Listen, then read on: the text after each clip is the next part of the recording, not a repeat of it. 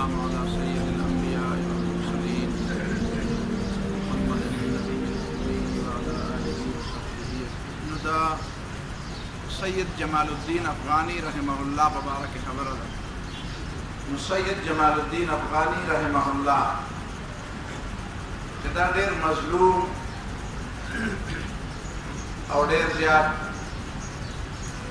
د ده سره تاریخ او خپلو خلکو انصاف نه دی کړی، عدل یې ورسره نه دی کړی. سید جمال الدین افغانی دے 1838 کے پیدا دے اور 1897 کی بیا وفات. دد پلار سید صفدر خان نوم دے.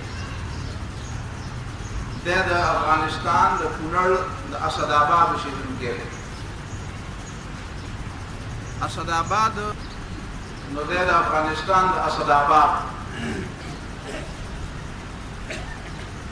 دا په کونړ کې مرکزي کلی دی. اسد آباد ورته دا اسد آباد په نوم باندې په ایران کې یو غټ کلی دی، همدان ورته وایي. همدان زموږ عام طور باندې خلک د هغې تلفظ همدان کوي، همداني په نوم باندې دلته ډېر خلک خپل نوم سره همداني لیکي. دا همدان دی لفظ. همدان یعنې فارس پوهېږي. همدان یو علاقه ده، په هغه علاقه کې اسد آباد په ایران کې هم دی. نو د دې اسد آباد په نوم باندې په افغانستان کې او په ایران کې او په دې وسط ایشیا ملکونو کې ډېر ښارونه دي، ډېر ځایونه دي. دا د یو ځای نوم نه دی، دا د یو کلي په نوم باندې په مختلفو علاقو کې کلي. ممکنه ده چې افغانستان او د ایران نه علاوه په دې وسط ایشیا ملکونو کې هم د اسد آباد په نوم باندې ډېر کلي او ډېرې علاقې. زموږ په پاکستان کې دننه هم ډېر کلي دي، لوی لاهور او رکوټی لاهور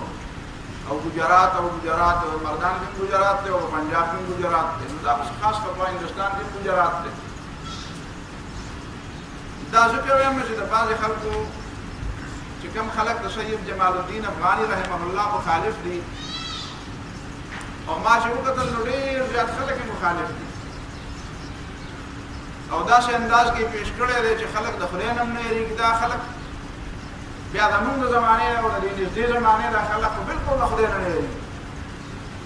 که د چا په باره کې منفي خبره کوي نو هغه اړو دا مني نه او دا اړو په خیال کې راځي نه چې خدای به یو ځل زما نه د دې خبرې تپوس کوي.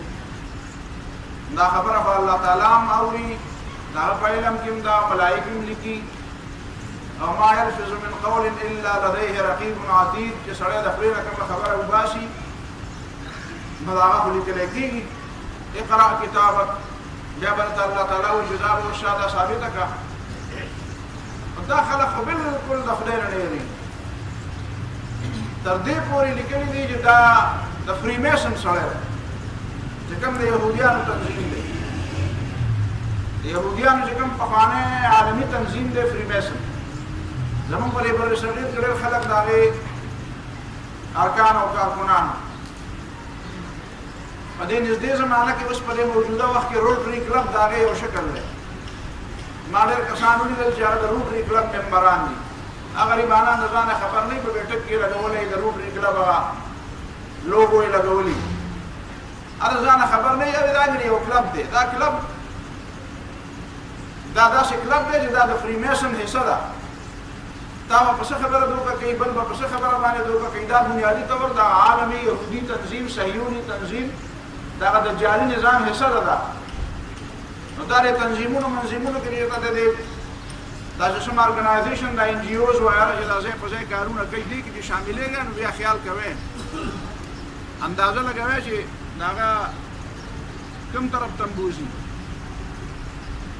نو خلکو به ده باندې دا الزام ولګوو.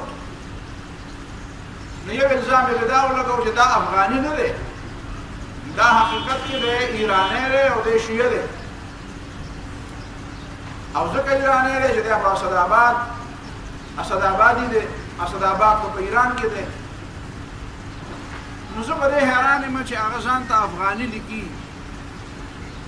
او افغانستان خلک موي چې د افغانې دي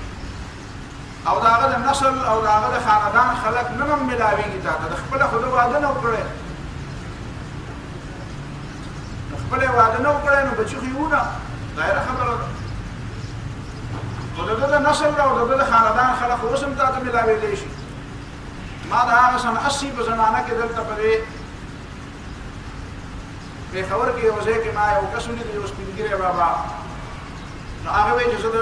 جمال الدین افغانی رحمه الله د نسل نه دا ضروري سره بل خبره دا چې مړی ویا خان دی راوړي خان دی بیا ته پنځه نو بل خبره دا چې په 1945 کې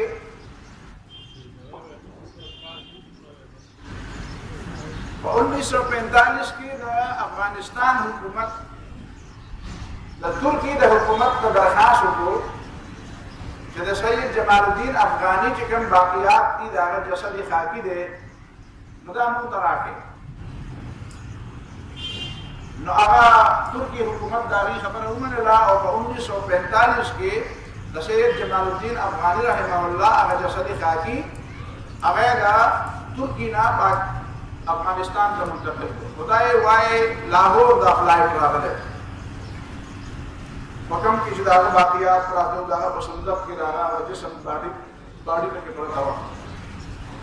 او دا واضح خبره ده په هغه زمانه کې مولانا مودودی رحمت الله علیه په پټانکوټ کې اوسېدو په هندستان دا علاقه چې او پاکستان او هندستان لا یو د پاکستان منو سره پارټیشن نه کینه خبره ده 45 44 ته ورته نو مولانا ولدا هغه نه راغله لاهور ته چې رسول جمال الدین افغانی رحمه الله دغه بکه سومینه مدمه لپاره دام ډېر سعادت چې مولانا ته تاسو ته چې مولانا ته جمال الدین افغانی څنګه ډېر قائل نو تا دا مجددین کې ورنه د شمار کړي مولانا بیا مجدد دی ناغه چې تا کتاب نکلي دی تجدید او احیاء الدین پایې د مولانا جمال الدین سید جمال الدین افغانی نوم نشته مولانا ورته خاندل ورته وی چې دا ما مستقل کتاب نه لیکلی دا په معنی یو رساله د پاره د امام شاه ولی الله رحمه الله په سیرت باندې یو مضمون لیکنه مضمون له وګت شو په پای کې دا خبر را لور ټول مجددین او دای سیرت کما پیش نظر نو په کتاب نو بهر حال دا 1945 کې دا جسد خاطر راوړل شوی او بیا افغانستان ته منتقل شو او غالبا په کابل کې یا په مدرسې ابو حنیفه کې دا اوس ما تحقیقات نو چې په کوم ځای کې بدارت کابل او کابل کې به هر حال به وځي کی نو دا بنیادی طور د افغانانو په باندې د شیعه نظام لګول په دې وجه باندې چې د اسد آبادی د اسد آباد سیدن کې د اسد آباد په افغانستان دی نو دې باندې صرف په دې وجه باندې بیا دا چې د شیعه او د سنی د اتفاق د ډېر زیات ارمانو دغه د ټول دنیا د مسلمانانو اتفاق ډېر زیات ارمانو دی باندې ډېر زیات کار کړو نو دا چې څوک چې سره د اتفاق خبره کوي نو هغه کې مسله نرمه ګوشه کو مساتی چې لږه نرمه ګوشه چې مبارک یو ساتي نو بیا وې دا ورته دا خدای مدام کې ویل شوی دی نو دا چې مبارک مسله نرمه ګوشه نه ساتي او څنګه د عام خلک ډانګي راځي او پارچا پسې کله چې دا کنزل وسکیږي نو کنزل کوي او کله چې دا فتوی وسکیږي نو فتوا لګوي او کله چې د جګړې وسکیږي نو جګړه کوي نو ته هم داسې کېږي که داسې نه کېږي او د عام خلکو مذهب نه نو بیا ستا خبره هم څوک ورته زموږ د خلکو مزاج ده بهرحال سید جمال الدین افغانی و سنی مسلمانو سیدو وایي په خبره باندې او مجددو حقیقت دا نه چې دا ډېر عظیم انسان دی چې سره ډېر لوی ظلم شوی د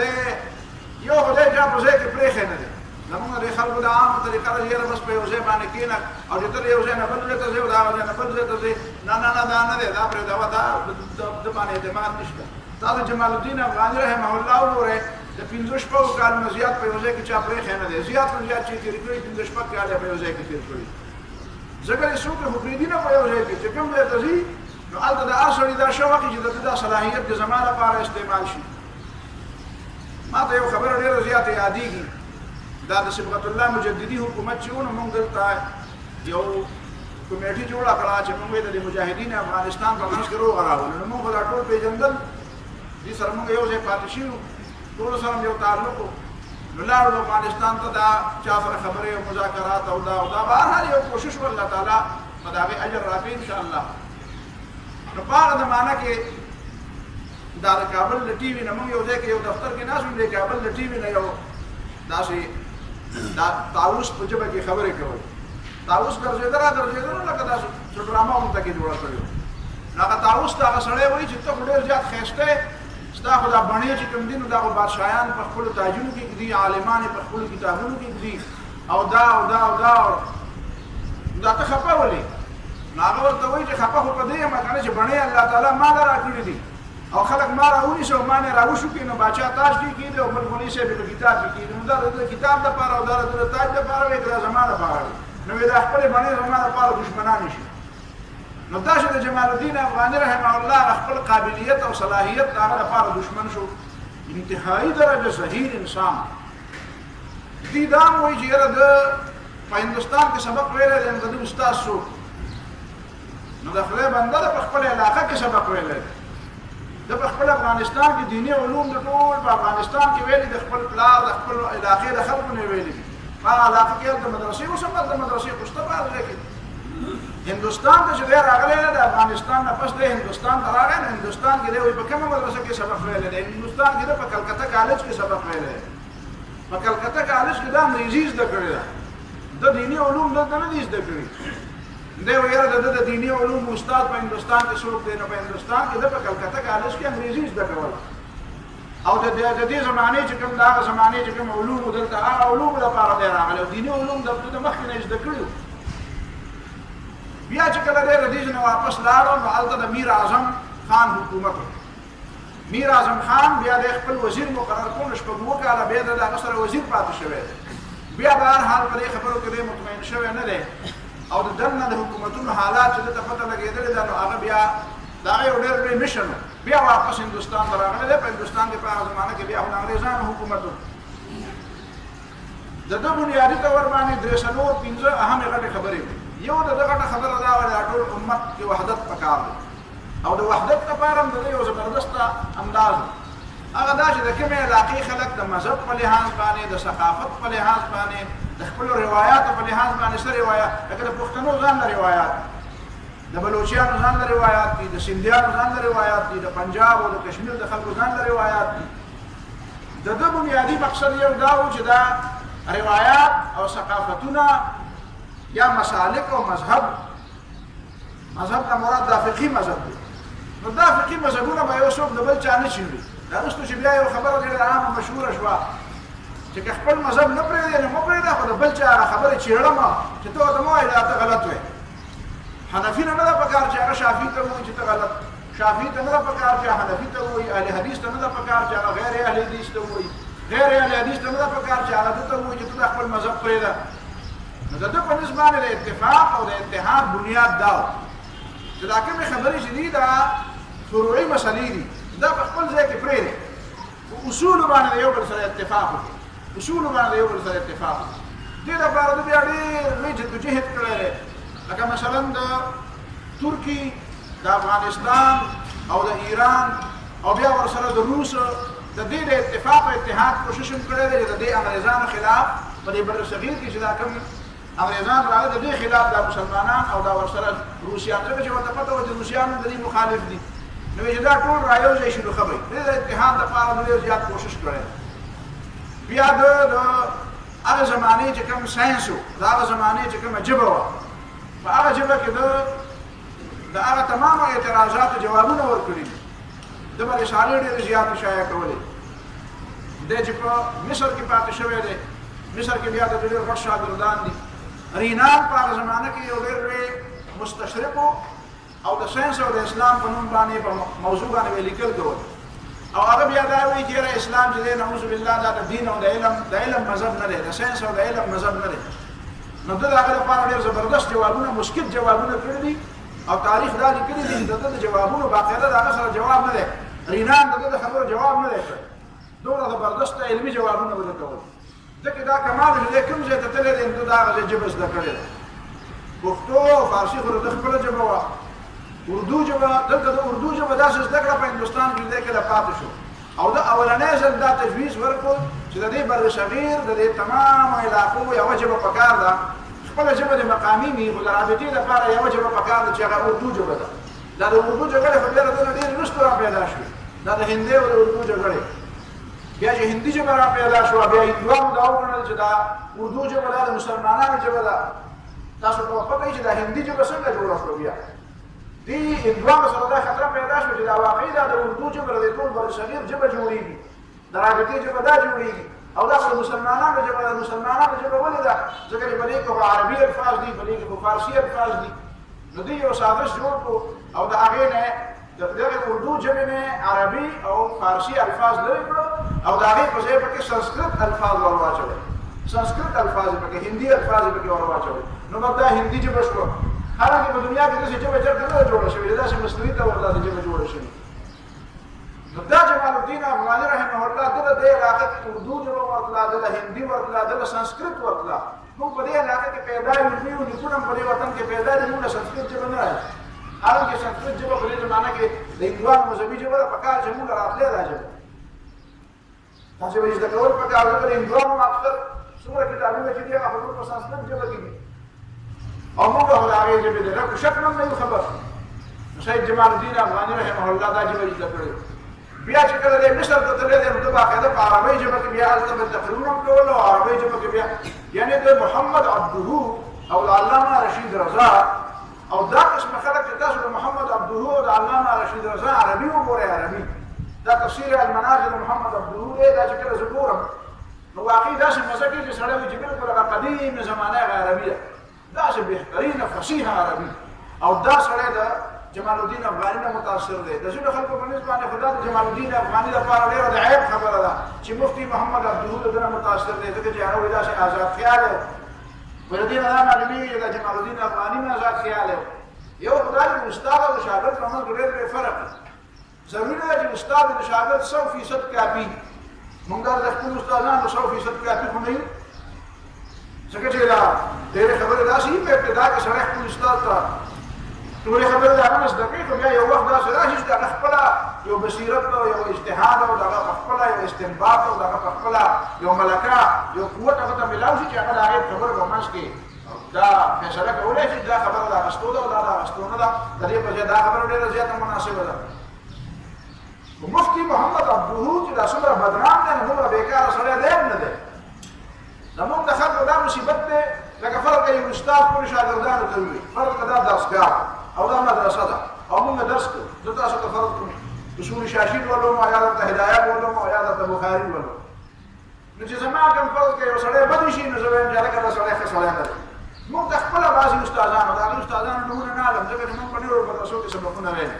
ما د اشاعت التوحید د پنجدریانو په مدرسه کې سبق ویلی دی ما د جمعیت العلما دیوبندي مکتب فکر په مدرسه کې سبق ویلی دی ما د جمع اسلامي په مدرسو کې سبق ویلی دی ما په کوړه خټک کې سبق ویلی دی ما په سعادت دارالعلوم سرکاري دارالعلوم کې سبق ویلی ما په جامعه اشرفیه کې سبق ویلی دی نو دا مختلف قسمه ادارې دي ادارې په یونیورسټو کې موږ ډېر خلک داسې میلاو دي چې هغې مختلفې د مختلفو خیالاتو استادان نو چې یو استاد یو ځل خپل شاګرد ته یو خبره وکړي چې یاره فلانکی عالم چې دی نو د هغه خو زما دا خبره خوښه نه شوه نو شاګرد د هغې په باره کې دا وایي یاره بد دا سړی ښه سړی نه دی نه د دې دا مطلب نه وي خو یو خبره ښه نه ده ته بیا په خپله باندې وګوره چې هلکه دا خبره خو هغه داسې وکړه د دې نه علاوه نورې خبرې د هغه ډېرې ښې دي د هغه د علم نه فایده اخله نو خلک وایي چې دا مفتي محمد عبدهو د ده شاګرد او دا ښه سړی دی ډېر ښه سړی دی ډېر لوی عالم دی ډېر پوهه دی د هغه بعضې فکرونه بعضې څیزونو سره اختلاف کېدی شي او د بعضې څیزونو سره د ډېرو خلکو اختلاف کېدی شي د خلکو دا خیال دی چې وینې زما متعلق د خلکو دا وایي دی به د مولانا مودود سره اختلاف نه کوي زما درسونه چې چا اورېدلي زه په ډېرو مسلو کې د مولانا مودود سره اختلاف کوم ما په منصوره کې په منبر باندې د مولانا مودود سره اختلاف کړی منصوره کې مې تقریر کړو او په منبر باندې مې په صفحه علما هم ناست وو ډېر زیات او ما د مولانا مودود دې خبره سره زما اختلاف دی هغه علما بیا ما ته راغله مونږ ته وایي چې ما ته استادانو ویلي دي چې د مولانا مودود سره به څوک اختلاف نه کوي ما یې بس دا تا ولیدل ما د منصوري په جامع مسجد کې په منبر باندې اختلاف وکړو دا مولانا مودودي زما سره یو ملګری و ما ته وایي چې مولانا ته د خپل مولانا څومره قایل یې ما چې څومره د پیغمبر نه علاوه د صحابي نه علاوه د چا سره څومره مینه وي د استاد سره څومره مینه کېدی شي د عالم سره دومره مینه زما د مولانا مودودي سره ده نو ما ته وایي د هغه استاد دی هغه نوم نه علم ما ته وایي زما د استاد سره دومره مینه ده چې که زما استاد جهنم ته ځي نو زه سره جهنم ته ځم لکه مولانا مودودي دوزخ ته ځي ته ورسره ځې ما خدای به زه ورسره نه ځم ما زه خو دا زه خو د هر څه د دې لپاره کوم جهنم نه بچ شم نو تا ته به خپل استاد دا ښودلي چې ما سره جهنم ته ده ما ته خو نه مولانا دا ویلي دی او نه زه دا منم که ما که څوک ووایي چې ما سره جهنم ته زه جهنم ته ولې ځم ډوډۍ ونه یم خدای وایم دماغ مې خراب دي جهنم ته ولې ځم نو زموږ د خلکو دا مینه ده چې ستا د استاد سره مینه وي ته ورسره دوزخ ته ځې یا لکه نو دا خدای د دې پښتو نه خو تا د توبه مې دې خدای توبه نو دا پښتو خو ته نه دا پښتو پښتانه خو موږ نه موږ خو دا دا د ایمان پر پښتو دا پښتو پر ایمان باندې د پاسه غالب کړه بالکل دا کوم قسم ایمان دی دا ولې خپل ایمان د خیر نه راوړه د استاد سره استاد د دې لپاره نه دی چې په سره دوزخ ته لاړ شي دغه د دې لپاره نه لري چې ته دوزخ ته ځې نو بهرحال دا د خلکو دا مزاج دی دا مزاج به لږ سمول غواړي که په دې روژه کې دا کاږه واږه کړي تازه دا نیر نه شو که نه دا کاږه واږه رګونه دا تازه نه شي بیا دا هېڅ فایده نشته د دې ناست دا کاږه رګونه به لږ نیغول غواړي دا به لږ سمول غواړي د استاد سره دوزخ ته وایي نه ځمه د خپل پیر سره د خپل مرشد سره دوزخ ته نه ځم د خپل ډلې د امیر سره دوزخ ته نه ځم دا مه وایه دوزخ ته څوک ځي چا سره جنت ته زه مه وایه په دې ورسره ملګری یم جنت ته مې راکاږي ځکه مې ملګرتیا کړې ده که راته پته ولګېده نو د دوزخ څخه خو د پلار سره هم نه ځم د پلار سره هم دوزخ ته نه ځم نو دا قسمه خبرې نو بهرحال مولانا جمال الدین سید جمال الدین افغاني رحمه الله دا مفتي عبدالهو دا ټول د ده شاګردان نو د ده دا کمال دا زیات پیرس ته لاړ هلته یې فرانسیسي ژبه یې زده کړه انګریزي ژبه خو د مخکې نه ورتله روس ته لاړو نو روسي ژبه کې هلته خبرې کولې یعنې روسي ژبه دله ورتله فرانسیسي ژبه دله ورتله سپینش دله ورته سنسکرت ژبه دله ورتله اردو فارسي انګریزي عربي دا خو د داسې ژبې ویې لګېدې د مورنۍ ژبې دی چې کوم ځای ته تللی دی نو هلته دا تکلیف درته نه دی میلاو شوی چې زه به د بل د ترجمان په ذریعه د چا سره خبر دومره ډېر ذهن سم یو عبقري شخص هغه عبقري چې ورته وایي جینیس چې ورته ته وایي عبقري شخصیت دا داسې عبقري شخصیت نو ده د رینان د خبرو مقابله یې وکړه بیا د فرانس ته چې دی تللی دی نو هلته د یو دوه کارونه کړي یو رساله په عربۍ ژبه کې العروة الوثقى مضبوطه کړی فقد استمسك بالعروة الوثقى العروة الوثقى موږ باندې یو رساله شایع کړو هغه رساله کې به یو خو به د دې هغه زمانې د جدید چې کوم اعتراضات په اسلام باندې کېدل د هغې جوابونه به یې کول دویم دا چې د انګریزانو خلاف به ذهن تیاراو چې انګریزان کوم ظلم کوي کوم زیاتۍ کوي کوم ملکونه یې قبضه کړي دي په دې باندې دا سودان دا مصر دا بر صغیر دا ټول علاقې دا انګریزان قبضه کړي نو دی به د هغې خلاف دی دویم دی یو تنظیم جوړ کړی هغه زمانه کې خو د بادشاهیانو سره او تاسو پته ده چې دا شخصي او ملوکیت شخصي بادشاهیانې وې نو هغې خو دا پرېښودل نه او په فرانس کې دی اوسېدو نو فرانس کې خو تنظیم ته چا اجازت نه ورکړو نو ده په دې ټوله دنیا کې چې کوم ځای ته به د دا رسالت له العروة الوثقى نو هغې کې به دا نو یو انډرګراونډ یو خفیه تنظیم دې جوړ کړو او په هغه تنظیم کې د مطلب بنیادي دا و چې دا تنظیم دې جوړ کړم نو ما په ټوله دنیا کې بر صغیر کې په افغانستان کې په ایران کې په ترکیې کې په سودان کې په مصر کې په عربو کې په مشرقي په دې ټولو علاقو کې به زما خلک را پیدا شي او بیا به زه یو زبردست یو مضبوط جدوجهد کوم او د هغه جدوجهد په نتیجه کې به زه په دې ټوله مسلمانه دنیا کې یو اسلامي خلافت قایموم نو دې دپاره ده دا تنظیم جوړ کړی بیا به د مختلفو حکمرانان به راتلل او دته به یې ویل لکه فرض د افغانستان حکمران بیا دی یو ځل راوغوښتو چې ورته ویل چې ته راشه او ما سره دلته کښېنه چې راوغوښتو دلته نو د هغې دا مطلب و چې دی به زما علیکار به جوړ شي زما بادشاهي د ده په وجه باندې مضبوطه شي ده ورته تجویز ورکړو چې یاره زما دا تجویز دی چې افغانستان او ترکي او روس دا تاسو ټول را یو ځای شئ او پرې بر صغیر په هند باندې حمله وکړي او دا هندوستان د انګریزانو لاس نه آزاد کړي نو دا خبره به ورته ډېره بار کوله بار به ورته کوله اخر هغه پته ولګېده چې د هغه سوا د خپلې بادشاهۍ د مضبوطوالي نه د بل هېڅ شي سره دلچسپي نشته د هغه اسلام څه درد مرد په دماغو کې نشته د ده په دماغو کې د اسلام او د امت مسلمه درد نو پته ولګېده د هغه په دماغو کې د اسلام او د امت مسلمه درد نشته دی ورته خو صرف د خپله بادشاهۍ رانوړی نو افغانستان یې پرېښودو بیا هندوستان ته راغی بیا ایرانیان ورته وایي ایران کې هلته دی راوغوښتو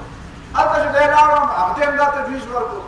چې تاسو دا څنګه نه کوي دا مسلمانان ملکونه چې تاسو یو متحده یو قوت جوړ کړئ یو اتفاق جوړ کړئ یو اتحاد جوړ کړئ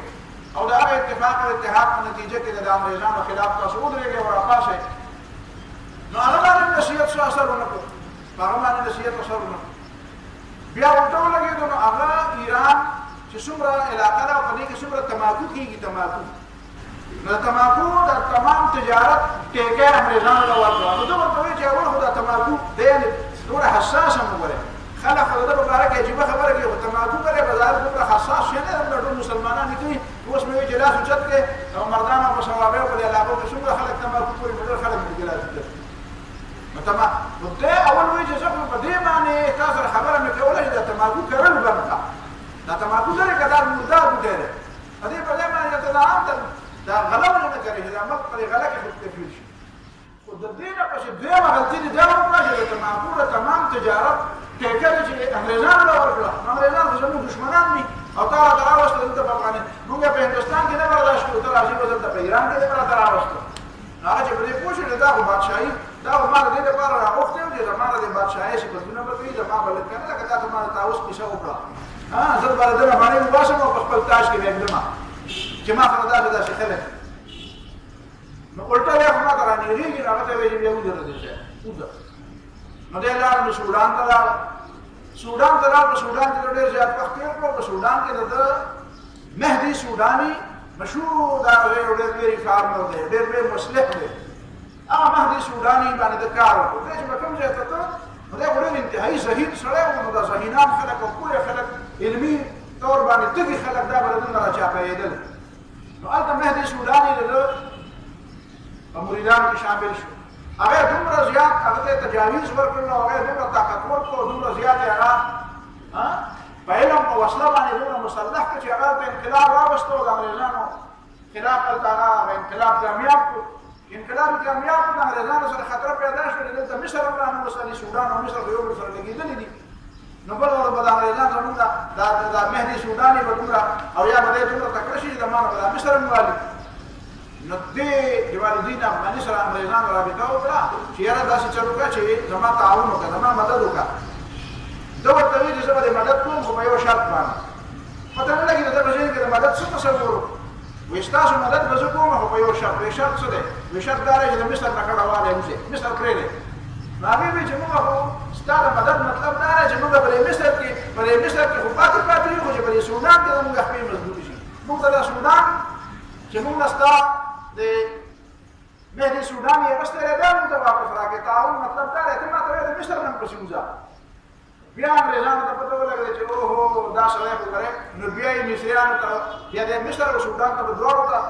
هلته به هم پاتې کېدو دلته به هم پاتې کېدو نو بیا یې مصریانو ته ووایي انګریزانو چې دا سړی وباسئ نو هغه بیا په جهاز کې کېناوه او هندوستان ته یې بېرته راولېږه د دې هندوستان نه دی بیا راوړه دلته ترکي ته لاړ د ترکي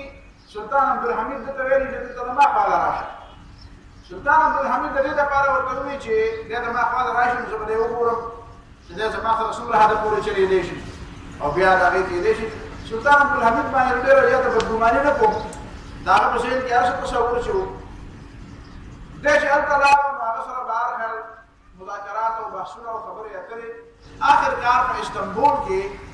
د ده خلاف یو بل سړی راپاڅېدو نو څه ابوالهدا یو کس دی ابوالهدا یو غټ ملي صاحب هغه د ده خلاف د سلطان عبدالحمید غوږونه ډک کړو سلطان عبدالحمید او ورته یې ویل چې دا سړی ډېر خطرناک سړی دی دا په ټوله دنیا کې ګرځي او دا ډېر زیات خطرناک سړی دی حتی که یو ځل د ایران او د روس په منځ کې جوړه هم کړې ده یعنې ایران او روس په هغه زمانه کې په مسلو کې اختلاف راغلی دی او بیا د هغه مسلو د اختلاف دواړه په دې متفق شوي دي چې زموږ روغه به جمال الدین افغاني کوي معمولي سړی نه و لکه په دغه لږه زمانه کې نو ته د ایران او د روس په منځ کې باقاعده روغه هم کړې ده بیا به هر حال د سلطان عبدالحمید ځینې خلک وایي چې سلطان عبدالحمید ده له زهر ورکوي دي خو عامه خبره داسې نه ده صحیح خبره داسې ښکاري چې دغه مولانا دا ابوالهدا چې کوم دی چې دا ډېر سخت مخالف و دا ډېر درباري مولوي صاحب و ده به د بادشاه سره په هره خبره کې اتفاق او آمنا وسلمنا او دغه هرې خبرې ته به آمنا وسلمنا ویله او د دې جمال الدین افغاني ډېر سخت مرعوب و او ورته پته وه چې علم د ده سره دی ژبې د ده سره دي پوهه د ده سره ده، ایمان د ده مضبوط دی، یو مقصد د نصب العین او د ژوند دا د ده سره دی. نو لهذا د ده لار مې ورغواړي. نو ده باندې داسې څه خوړلي وو چې د ده په دې خوله کې کینسر پیدا شي، په دې خوله کې په دې جامو کې کینسر پیدا شي او آخر کار دی دغه کینسر باندې بیا وفات شو. دا سید جمال الدین افغاني رحمه الله بنیادي طور باندې د ده زمونږ په امت مسلمه کې غم دا دی چې د ده د سیرت په باره کې هېچا درسته خبره چېرته چاته ونه کړه، درسته خبره چېرته چا خلکو ته ونه کړه. ځینې خلک د اوسه پورې دی داسې ګڼي لکه چې نعوذ بالله من ذلک دی د یو سازش تحت پرې ټوله دنیا کې ګرځېده. ځینې خلک دته په دې نظر باندې ګوري چې دی قابل اعتماد ځکه نه و چې دی خو نن هلته به ویسې ولې په یو ځای نه خوړل، نن به هلته او سبا به په هغه ځای کې او بل ځای به په هغه ځای کې. تاسو چې د مصر تمام صورتحال راوالی چې په مصر کې دی ولې پاتې نه شي، نو هم د حکمرانانو له لاسه. که تاسو دا وګورئ چې دی په هندوستان کې ولې پاتې نه شو، نو د حکمرانانو له لاسه. که تاسو ګورئ چې په ایران کې ولې پاتې نه شو، نو د حکمرانانو له لاسه. که تاسو ګورئ چې په ترکیې کې ولې پاتې نه شو، نو د حکمرانانو له لاسه پاتې نه شو. زما رای دا ده چې د جمال الدین افغاني رحمه الله نه بعد په دې وطن کې چې څومره تحریکونه دي، څومره تحریکونه د اقامت دین تحریکونه دي، د خلکو په دماغو کې دا تصور دی چې په دې وطن کې دشمن له ماتې ورکول غواړي، د اتفاق او د اتحاد خبره پکار ده، اسلامي خلافت پکار دی، بیا جدوجہد پکار دی، بیا جهاد پکار دی، بیا د حکمرانانو خلاف او د هغې مخې ته راپاڅېدل پکار دي. په دې تحریک کې لکه څنګه چې د هندوستان د شاه ولی الله رحمه الله د خاندان، د شاه عبدالعزیز رحمه الله، د شاه عبدالغني او د سید احمد شهید او د شاه اسماعیل شهید د دې خلکو کې څومره حصه ده، نو دا حصه پکې همدغه شانې د سید جمال الدین افغاني رحمه الله ده. خو زمونږ په دې وطن کې مصیبت دا دی چې مونږ په دې پښتو کې یو متل دی وایي خان ملک د خپل کلي او میا ملا د بل کلي. تاسو په خبره پوهېږئ چې د خپل علاقې یو عالمي نو هغه خلکو ته بد ښکاري، د بل ځای نه چې راشي موږ کله داسې ډېر وګورو، ډېرو پروګرامونو کې موږ شریک شو، نو یو سړی راغلی یعنې د بل ځای نه فلانکي ځای نه راغلی دی، فلانکي ځای نه چې راغلی موږ وایو موږ دا موږ ورپسې واورو، چې موږ واورو بس هغه بس همداسې خبرې کوي که څنګه عامې خبرې ته کوي. نو وګورو چې په دې کې بس ډېرې علمي خبرې وایي، موږ ته بس ډېر علم میلاو شي، موږ هم بس زده کړو. سوا د دې نه چې بس هغه د بل ځای نه سړی راغی نو بس هغه غټ سړی دی، او ستا د خپل کور چې کوم سړی دی نو هغه په کاڼي باندې وله او بیا تا ته هغه بله خبره وکړه. زمونږ د مسلمانانو غم دا دی چې جمال الدین افغاني زده کوو نو د انګریزانو نه به یې زده کوو، نو د انګریزانو خو هغه دښمن دی، د انګریزانو خو هغه دښمن دی. تا ته یې ویلي هغه په فریمیسن باندې پوه و، هغه د فریمیسن او د یهودیانو په سازشونو باندې پوه و، نو هغه ته چې ورته پته وه چې په دې باندې دی پوهېږي نو هغه ته ورته ټول نبي دښمن او پروپیګنډه خو د هغه په لاس کې ده چې کوم علما پرې نه پوهېږي، کوم د خلکو ورته پته نه وي نو هغه مو یاره بس دا ښه سړی دی ځکه چې ورته پته نشته او دی چیړي نه، نو چې کوم سړی په دې باندې پوه شي چې د ده خو دا مقاصد دي او دا نظریات دي او هغه ته هم پته ولګي چې دی خو زما نه خبر دی، نو بیا د هغه خلاف تمام پروپیګنډه او بیا تاسو ته ما د شیخ احمد سرهندي رحمه الله مبارک خبره کړې وه، بیا هم دوباره واورم چې تز کې جهانګیري کې جهانګیر بادشاه په خپل تز کې جهانګیري کې لیکلي دي دا د مغول حکمرانانو دا یو عادت، تز کې بابري، تز کې اکبري، تز کې جهانګیري، نو دا واقعي خپل تاریخ په خپله باندې دربار کې چې به کوم خلک وو په هغې باندې به یې لیکل. نو د شیخ احمد سرهندي رحمه الله مبارک یې لیکلي دي چې دا جعلي پیر دی. تاسو ګورئ یو سړی د خدای نه نه هېرېږي. د شیخ احمد سرهندي رحمة الله علیه تاریخ کې 200 کاله پس مونږ 300 کاله پس مونږ ګورو، نو ذهن کې دا راځي چې ورته سلام وکړو او دې په هغه زمانه کې دی وپېژني او وایي دا څه دی، وایي دا جعلي پیر دی، وایي دا د پیرۍ جامې اغوستې ده او حقیقت کې دی دا جعلي پیر دی، دا نه عالم دی او نه پیر دی په حقیقت کې.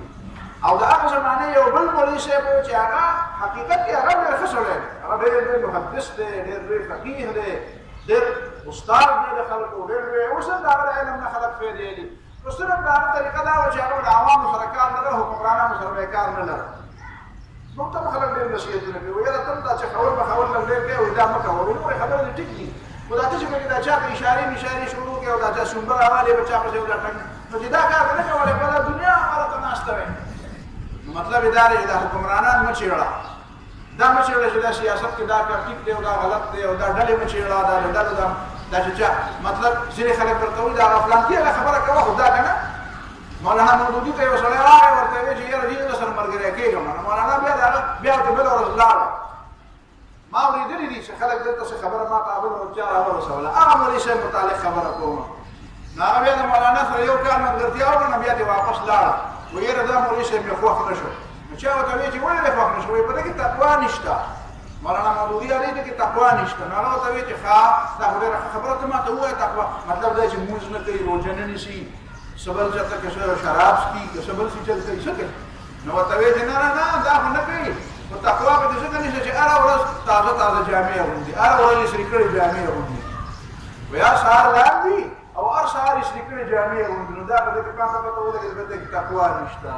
نو ما چې کله داسې وکړو شاګردانو ته مې داسې وي نو ما وایي کاش چې زه په دغه وخت کې ویم ما ورته ویل دې مولوي صاحب ته ویلې چې مولوي صاحب تا کې خو تقوا شته که نو ته چې هر سهار راپاڅې نو په ډېران باندې راغلی بیا د جومات ته راځې ځکه چې صفایي خو ستا په نس تقوا نه ده جامې پاکول خو تقوا نه شوه دا د تقوا خلاف دا د خلکو معیار دی د خلکو او بیا موږ ته خلک وایي فلانکی فلانکي مولوي صاحب مخالف دی او فلانکی د فلانکي مولوي صاحب مخالف دی نو د سید جمال الدین افغاني مخالفین ولې وو ځکه چې هغه یهودیان پېژندلي وو ځکه چې هغه دا د بادشاهیانو پېژندلي وو چې هلته که یو دی او که دلته بل دی او که دلته بل دی دا ټول د خپلې کرسۍ او د خپل تخت او د بادشاهۍ دپاره دي او دا د اسلام دا نوم چې اخلي نو دا ورته د دوکه کولو دپاره اخلي نو هغه نه چا په خپل ځای کې پرېښوده نه ولا چا ځای ورکړ او حتی کې دا دی چې په اخر کې دغه دی شهید شي چې په زهر باندې یې مړ کړي خو شهید شي که نو دا زمونږ د دې وطن د دې دنیا د خلکو دا حالت دی دا د تغذیې دپاره وایم چې بار بار دا خبره کوم چې ستا ذهن کې دا خبره کېني چې که ستا په ذهن کې دا تصور وي چې ښه سړی دې ته وایي چې هېڅ چا په هغه باندې اعتراض نه کړی او بالکل بس هر چا ورته دا هارونه ورچولي او هر چا یې خپې چاپې کړي نو داسې ښه سړي به ورته ګوره ډېر کم میلاو شي په تاریخ کې دا دې په تاریخ کې کوم خلک میلاویږي چې هغې د دشمنانو مقابله کړې ده د شیطانانو د دجالانو د یهودیانو د انګریزانو د بل چا مقابله کړې ده هغه خلک دي چې د هغې مخالفین هم شته او د هغې موافقین هم شته نو سید جمال الدین افغاني رحمه الله ډېر مظلوم دی د ده سیرت که تاسو ګورئ نو بیا به درته وایم د مولانا ابوالحسن علي ندوي سید ابوالحسن علي ندوي د هغه چې کوم کتابونه دي او د هغه د سیرت د جمال الدین افغاني په سیرت باندې کوم ذکر کړی دي نو هغه بیا وګورئ او د هغې نه علاوه چې د عامو خلکو وګورئ مبارک علي چې درته مې پرونه بله ورځ وي دا مبارک علي په ده پسې دا غیر مبارک پرېوالی دا په هغه پسې داسې لګېدلی دی چې ته به دا وایې چې نه ګوره کله وایي دی وایي چې زه اسدآبادي یم چې اسدآبادي دی په دې معنا دا ده چې دا ایرانی دی نو چې ایرانی دی په دې معنا دا ده چې دا شیعه دی نو چې شیعه دی په دې معنا دا ده چې دا دروغ وایي چې دی سني دی نو وایي دا وګوره ورته وایي دا چې یو سړی تا ته د خپل تعارف په باره کې دروغ وایي نو د هغه ورته علم او دین څه زده کوي چې تا ته اول په دماغ کې دا تصور کېنی او زموږ خلک اوري د هغه چا د خپل کور خبره هم د بهر د خلکو نه زده کوي چې انګریزانو راشئ تاسو ما ته وښایئ زما د کور د فلانکي عالم سړی او د فلانکي مجدد سړی څنګه زمونږ دا مهرباني دا خلک کوي لهذا په دې خبرو باندې غوږ ګرول نه دي پکار سید جمال الدین افغاني رحمه الله مجدد دی د دې زمانې عظیم عبقري شخصیت دی پر امت باندې ډېر احسانات دي زموږ پر دور باندې یعنی عرب ته چا مشري داسې نه مني تاسو د عرب معلوم دي آخري خبره کوم عرب چې کوم دي که نه هغه د چا داسې هوښیارتوب او د علم په دنیا د دین په علم باندې د چا داسې په اسانه نه مني دې جمال الدین افغاني چې پیدا په عربو کې نه دی یو څو کاله په مصر کې تېر کړی او مصریان داغه یعنی که تاسو یو ځل د جمال الدین افغاني د یوې میاشتې کارکردګي وګورئ چې په مصر کې هغه په یو میاشت کې څومره تقریرونه کړي دي څومره خلکو سره ملاقاتونه کړي دي څومره درسونه ورکړي دي څومره لیکل کړي دي څومره خلک هغه د خپل فکر سره هماهنګ کړي دي نو ته به حیران شې چې په یوه میاشت کې دا څنګه کې دا څنګه ممکنه ده یو سړي په وخت کې الله تعالی دومره برکت پیدا کړي چې په لږ غونې وخت کې دومره کار وکړي یو دومره لویه ډله په یو لږ وخت کې دومره کار نشي کولی او عجم سړی دی او په عربو کې کار وکړي عرب د عجم خلکو کار او د هغې اهمیت او د هغې علمیت دومره په هغه اسانه نه مني او سید جمال الدین افغاني رحمه الله علمیت یې منلی دی لهذا دا زمونږ د باغ ګلونه دي زمونږ د باغ ګلونه دي زمونږ اکابر دي په دې باندې فخر پکار دی او د څوک د دې خلاف خبره کوي نو هغه خلکو له جواب ورکول پکار دی واخر دعوانا